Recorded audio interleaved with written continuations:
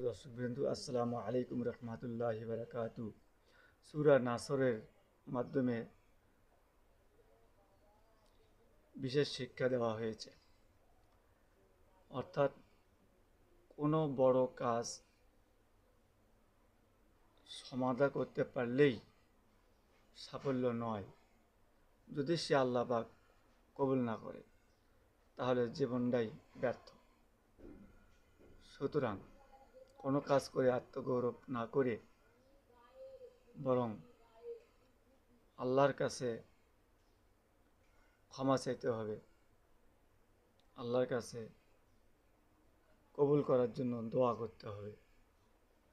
কোনো কাজ করে যাতে আত্মগৌরব না হয়, নিজের যোগ্যতা গৌরবময় না হয়, এই জন্যই যে কাজটা করতে পেরেছি যেমন করার কথা তেমন হয়নি, এটা মনে করে সবসময় আল্লাহর কাছে মাগফিরাত কামনা করতে হবে, আস্তাগফিরুল্লাহ কামনা করতে হবে, আল্লাহর কাছে ক্ষমা চাইতে হবে, যাতে আল্লাহ পাক আমার দোয়াটা কবুল করে, আমার দায়িত্বটা কবুল করেন।